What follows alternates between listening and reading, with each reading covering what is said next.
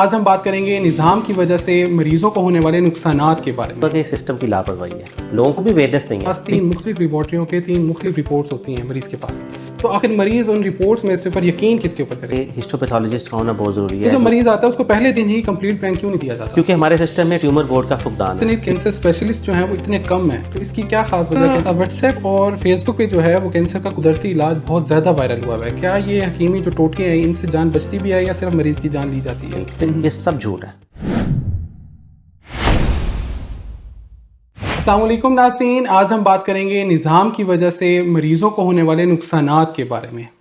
अस्सलाम वालेकुम डॉक्टर साहब। वालेकुम सलाम। डॉक्टर साहब, पाकिस्तान में 70% से ज़ायद मरीज़ अस्पताल तब पहुंचता है जब वो उसका स्टेज 3 या 4 पे जा चुका होता है। क्या ये लापरवाही है या हमारे सिस्टम की गिरफ्त नहीं है उनके ऊपर? मैं समझूंगा कि सिस्टम की लापरवाही है, क्योंकि हमारे यहाँ पे स्क्रीनिंग का कोई कल्चर ही नहीं है। देही इलाकों में आप देखें कि वहाँ पे जो मौजूद डॉक्टर्स हैं उनको स्क्रीनिंग की अवेयरनेस नहीं है, जिसकी वजह से वो पेशेंट को कैंसर की बजाय कुछ और समझकर एंटीबायोटिक्स देते रहते हैं। जैसे आपने सुना होगा कि लंग कैंसर का पेशेंट 3-3, 4-4 महीने टीबी की मेडिसिन खाता रहता है। तो वजह ये कि वहाँ पर डॉक्टर ही समझता है कि इसको टीबी होगी, क्योंकि मोस्ट कॉमन बीमारी हमारे पाकिस्तान की है। तो वो 3-4 महीने लेट हो जाता है। यही वजह है कि कल्चर नहीं है स्क्रीनिंग का, लोगों को भी अवेयरनेस नहीं है। लेकिन हमारे सिस्टम ने भी देखना है ना कि हमने उन इलाकों में जहाँ पर अवेयरनेस नहीं है वहाँ पर कल्चर डेवलप करना है स्क्रीनिंग का। वहाँ के डॉक्टर्स को इस चीज़ के लिए बाउंड करना है कि जो पेशेंट ऐसा आए जिसमें शक है कैंसर का, उसको वो स्क्रीनिंग की तरफ लेकर जाए ताकि जल्दी तशखीस हो सके। सही। फिर पेशेंट जब 3-4 माह लेट होकर आता है तो फिर उस वक्त पहुँचता है जब फिर हम कुछ भी नहीं कर सकते। डॉक्टर साहब, जब हमारे पास मरीज़ आता है तो उसके पास 3 मुख्तलिफ लेबॉर्ट्रियों के 3 मुख्तलिफ रिपोर्ट्स होती हैं मरीज़ के पास। तो आखिर मरीज़ उन रिपोर्ट्स में से पर यकीन किसके ऊपर करे? देखिए, रिपोर्ट्स के ऊपर यकीन करने वाली बात आपकी बिल्कुल ठीक है, क्योंकि जो लेबॉर्ट्रीज़ का म्यार है जी। वो वाकई पाकिस्तान में अच्छा नहीं है। और सबसे बड़ी बात यह कि हिस्टोपैथोलॉजिस्ट का होना बहुत ज़रूरी है, जो कि हमने देखा है कि बहुत सारी लेबॉर्ट्रीज़ ऐसी हैं जहाँ पे हिस्टोपैथोलॉजिस्ट मौजूद नहीं है। सही। वो लोग सैंपल ले लेते हैं, लेकिन जो रिपोर्ट्स देते हैं या तो वो गलत होती हैं या फिर वो इतनी मुख्तसर होती हैं कि हमें उनके लिए दोबारा रिपोर्ट्स के लिए स्टैंडर्ड लैब्स में जाना पड़ता है। अच्छा। तो जिसकी वजह से वक्त का ज़िया भी होता है और गलत रिपोर्ट्स भी बीच में बाज़ बात इशू हो जाती हैं, जिनको हम चेक नहीं करवा सकते या फिर ओवरलुक हो जाती हैं, आप कह सकते हैं। उसकी वजह से पेशेंट को गलत ट्रीटमेंट दिया जाता है। पेशेंट जिसको बेचारे को कीमो की ज़रूरत नहीं है उसे कीमो लग जाती है। तो लेबॉर्ट्रीज़ का बहुत बड़ा प्रॉब्लम है और यही वजह है कि लोगों को तो नहीं पता कि कौन सी लेबॉर्ट्री है जो कि कैंसर डायग्नोसिस में बेहतर है। बिल्कुल।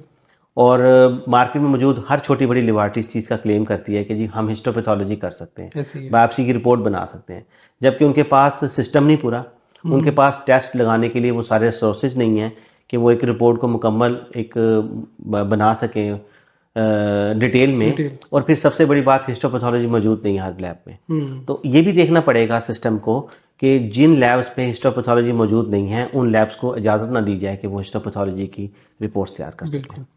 डॉक्टर साहब, आमतौर पे देखा जाता है कि मरीज़ को जो है डॉक्टर्स एक डॉक्टर से दूसरे डॉक्टर के पास बिल्कुल फुटबॉल की तरह जो है वो पास आउट कर रहे होते हैं कि आप इधर जाएं उस डॉक्टर के पास जाएं। तो जब मरीज़ आता है उसको पहले दिन ही कंप्लीट प्लान क्यों नहीं दिया जाता?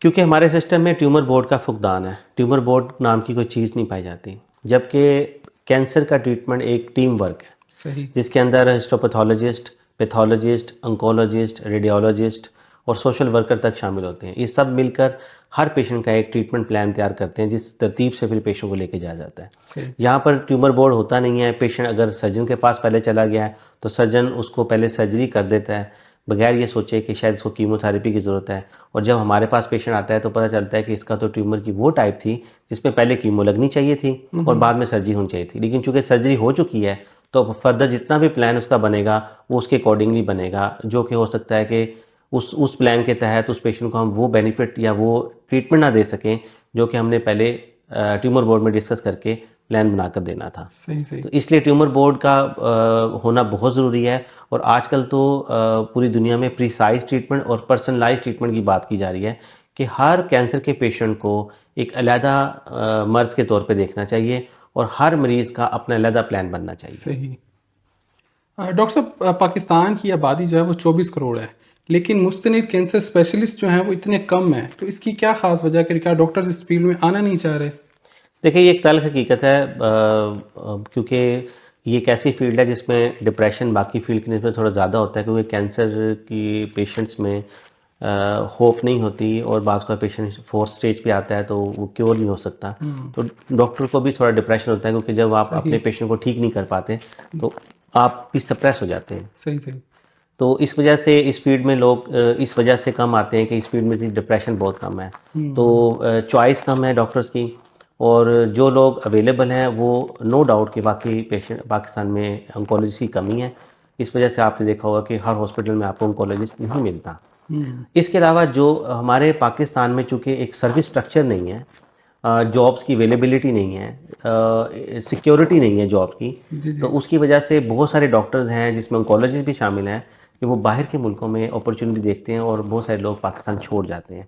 तो बहुत सारी चीज़ें हैं हमारे निज़ाम में जिनको चेंज होने की ज़रूरत है, और इसके अलावा ऑन्कोलॉजी के लिए बहुत सारे ऐसे सेशंस करवाने की ज़रूरत है कि जो हम अपने अंडर ग्रेजुएट लेवल पे करवाएं, ताकि उन्हें बताएं कि ये फील्ड एक इमर्जिंग फील्ड है, इसमें डिप्रेशन नहीं है क्योंकि अब तो ट्रीटमेंट अवेलेबल है। सही। तो उनको हम अंडर ग्रेजुएट के लेवल पे हम उनकी काउंसलिंग करेंगे, उन्हें बताएंगे कि फील्ड है क्या, ताकि लोगों के अंदर इसको चूज़ करने की ऑप्शन बढ़ जाए। और इसके अलावा पाकिस्तान में हमें सर्विस स्ट्रक्चर और जॉब सिक्योरिटी देनी पड़ेगी, तो हम समझते हैं कि हमारे यहाँ डॉक्टर्स की जो कमी है उसको हम पूरा कर सकते हैं। सही। डॉक्टर साहब, हमारे माशरे में ना एक बड़ी परेशान कुन बात है, वो ये कि लोग जो हैं वो पढ़े लिखे डॉक्टर्स को छोड़ के जाली आमिलों, टोने टोटकों और इन सब के पीछे क्यों भागते हैं? देखिए, इसमें दो एलिमेंट हैं, खौफ और पैसा। क्योंकि जैसे कैंसर का नाम आता है, पेशेंट के जहन में सर्जरी यानी ऑपरेशन और कीमोथेरेपी का खौफ आ जाता है, सही। और नो डाउट उसमें उसको पैसे का एलिमेंट भी होता है कि मेरे पैसे बहुत लगेंगे। जब वो पीर के पास जाता है तो पीर उसे कहता है कि कोई मसला ही नहीं, बगैर ऑपरेशन के मैं आपका इलाज कर दूंगा और पैसे भी नहीं लगेंगे, जबकि पैसे तो वो भी ले लेता है अच्छे खासे। तो पेशेंट चूँकि आसान रास्ता ढूंढ रहा होता है, जी तो जी। पेशेंट चाहता है कि मुझे कट भी ना लगे, मेरा कैंसर भी ठीक हो जाए, कीमोथेरेपी भी ना लगे क्योंकि वो बड़ा ख़तरनाक इलाज है। तो वो तावीज़ गंढों में फंस जाता है और अपना वो गोल्डन टाइम ज़ाया कर देता है, जिस वक्त उसको अगर इलाज मिल जाए तो वो 100% ठीक हो जाता है। डॉक्टर साहब, आजकल ना व्हाट्सएप और फेसबुक पे जो है वो कैंसर का कुदरती इलाज बहुत ज़्यादा वायरल हुआ हुआ है। क्या ये हकीमी जो टोटके हैं इनसे जान बचती भी है या सिर्फ मरीज़ की जान ली जाती है? देखिए, सोशल मीडिया का तो प्रॉब्लम बहुत ज़्यादा आम हो चुका है, और आपने देखा होगा कि सोशल मीडिया पर सिर्फ ये नहीं, हर चीज़ की अफवाहें फैल रही होती हैं। या आपको सुनने को मिलेगा कि जी शुगर बंद कर देंगे तो कैंसर मर जाएगा, या फिर आपको कोई बता रहा होगा कि ये वाली मेडिसिन खा लें, ये जड़ी बूटी इस्तेमाल कर लें तो इसके इतने दिन इस्तेमाल करने से कैंसर जड़ से गायब हो जाएगा, जी जी। या ये दवाई खाएंगे तो कैंसर होगा नहीं। ये सब झूठ है। अगर ऐसा होना होता तो पुराने वक्तों में लोग जड़ी बूटियों का इस्तेमाल करते थे, अब भी बहुत सारी जगहों पे मेडिसिन में जड़ी बूटियाँ यूज़ होती हैं, तो लोगों को तो कैंसर ही ना हो। तो फिर कैंसर इतना तेज़ी से फैल क्यों रहा है? अगर ये चीज़ें अवेलेबल हैं या इनकी वजह से ट्रीटमेंट हो सकता है, तो फिर कैंसर क्यों हो रहा है? तो जो लोग शुगर नहीं लेते, क्या उनको कैंसर नहीं होता? हमारे पास बहुत सारे ऐसे पेशेंट आते हैं जो शुगर का इस्तेमाल नहीं करते लेकिन उनको कैंसर है, तो फिर ये वाली बात कहाँ चली गई? तो ये सब अफवाहें हैं, झूठ है। ये सिर्फ अपने 2 नंबर चीज़ों को बेचने का एक तरीका है, क्योंकि सोशल मीडिया पे, ऑनलाइन पे आपने देखा होगा ई कॉमर्स बहुत ज़्यादा आम हो चुकी बिल्कुल है। लोग दलिया तक बेचने लग गए हैं। ऐसे ही है। अच्छे खासे लोग, अच्छे खासे डॉक्टर्स आपने देखा होगा जो अपना अपना प्रोफेशन छोड़कर दलिया बेचने लग गए हैं। बिल्कुल। फिर कोई आपने देखा होगा कुछ डॉक्टर्स ऐसे हैं जो चाय पीने से ये चीज़ हो जाएगी, चाय पीने से कैंसर नहीं होगा, चाय पीने से आपका फैट रिड्यूस हो जाएगा। ये सब झूठ है। आपने देखा होगा कि ऐसा होता है, मुमकिन ही नहीं है। तो ये बेसिकली डॉक्टर कम्युनिटी चूँकि जब इस चीज़ में इन्वॉल्व होगी तो लोग उन पे ट्रस्ट करना शुरू कर देते हैं, और ये गलत चीज़ें इस्तेमाल करके आप अपना टाइम ज़ाया करते हैं। और जब 6-8 महीने साल के बाद आप आते हैं कि ये तो चीज़ मेरी ठीक ही नहीं हुई थी, तो पता चलता है कि आप तो कैंसर फैल चुका है। बिल्कुल। वो चाय आपके काम नहीं आई, वो दलिया आपके काम नहीं आया, वो जड़ी बूटियों की डब्बी आपके काम नहीं ऐसे आई। ही है। डॉक्टर साहब, पाकिस्तान में आम तौर पे ये बात बहुत पाई जाती है कि जब एक मुतवस्सित तबका यानी कि मिडिल क्लास का बंदा जब कैंसर के इलाज के लिए आता है तो दौरान इलाज वो गरीब नहीं बल्कि भिखारी बन जाता है। जी बिल्कुल, हम इसे ना फाइनेंशियल टॉक्सिसिटी कहते हैं, सही। कि जैसे इलाज की टॉक्सिसिटी है वैसे आपकी जेब, आपकी जो आपके पास पैसा उसकी सी टॉक्सिसिटी है। नो डाउट हम इस चीज़ को मानते हैं कि कैंसर का इलाज अभी महंगा है, कैंसर के टेस्ट भी महंगे होते हैं, लेकिन अगर हम इसको ऑर्गेनाइज तरीके से लेके चलें तो हम इस फाइनेंशियल टॉक्सिसिटी को कंट्रोल कर सकते हैं। सबसे बड़ा प्रॉब्लम जो है वो पाकिस्तान में हेल्थ इंश्योरेंस का सिस्टम ये अभी तक नहीं हुआ। जो इंट्रोड्यूस हुआ था हेल्थ कार्ड की मद में, उसमें आपने देखा उसमें बहुत सारे प्रॉब्लम थे, वो बंद हो गया। उसके बाद सबसे बड़ा प्रॉब्लम कैंसर की फील्ड में ये हुआ कि स्ट्रेट लाइफ के अदारे ने भी और इनको गवर्निंग अदारे जो थे, जो इनको कंट्रोल कर रहे थे, जी जी। उन्होंने कैंसर की स्पेसिफिकली जो ट्रीटमेंट थी उसमें उन्होंने इसको जनरलाइज करने के बजाय स्पेसिफिक इंस्टीट्यूट को अलाउ किया। उसकी वजह से क्या हुआ कि वो अदारे अपनी मर्ज़ी से कॉस्ट करते हैं, पेशेंट का हेल्थ कार्ड का पैसा ख़त्म हो जाता है, ट्रीटमेंट पूरा नहीं हो पाता। तो पेशेंट फिर जब हमारे पास आता है तो उसके पास पैसा भी नहीं होता और उसके पास हेल्थ कार्ड भी ख़त्म हो चुका होता है। उस वक्त जब हम उसको ट्रीटमेंट करने लगते हैं तो वो कहता है हमारे पास पैसे नहीं है। वहाँ पर फिर हम जब उसका इलाज नहीं कर पाते तो ये एक फाइनेंशियल टॉक्सिसिटी भी एक वजह बनती है कि पेशेंट दरमियान में अपना इलाज छोड़ देता है। उसकी वजह से उसका मर्ज बढ़ने लग जाता है। तो हमें देखना पड़ेगा कि हमारे सिस्टम में हेल्थ इंश्योरेंस का जो सिस्टम है, एक निज़ाम है, उसको हमें स्ट्रॉन्ग करना पड़ेगा, जनरलाइज करना पड़ेगा। पेशेंट को ऑप्शन देनी पड़ेगी कि वो अपने हेल्थ कार्ड में पड़े पैसों को कैसे यूज़ कर सकता है, जहाँ से उसको सस्ती ट्रीटमेंट मिले वो उस अदारे से या हॉस्पिटल से इलाज कराए, ना कि उस अदारे में उसको मजबूर किया जाए कि जहाँ पर उसके हेल्थ कार्ड पर उसको ओवर चार्ज किया जा रहा है। तो ये सारी चीज़ों को जब हम देखेंगे, इसको कंट्रोल करेंगे, ऑर्गेनाइज करेंगे, तो हम समझते हैं कि इस फाइनेंशियल टॉक्सिसिटी पे हम काबू पा सकते हैं। डॉक्टर साहब, हमारे पास जो है कैंसर के मुतालिक कैंसर का नेशनल डाटा कोई भी मौजूद ही नहीं है। जब हमें पता ही नहीं है कि कितने मरीज़ हैं तो हम पॉलिसी कैसे बना लेते हैं? सबसे बड़ी बात यह कि नेशनल डाटा को हम नेशनल रजिस्ट्री का नाम देते हैं कि तमाम पेशेंट जो कैंसर के पेशेंट हैं उनको हम एक सेंट्रली रजिस्टर्ड करें ताकि हमें पता हो कि हमारे पाकिस्तान में किस कैंसर के कितने पेशेंट मौजूद हैं। तमाम मुल्कों में कैंसर रजिस्ट्री जो है वो काम कर रही है और पूरा नेशनल डाटा अवेलेबल होता है। यही वजह है कि वहाँ पर पॉलिसीज़ बनती हैं,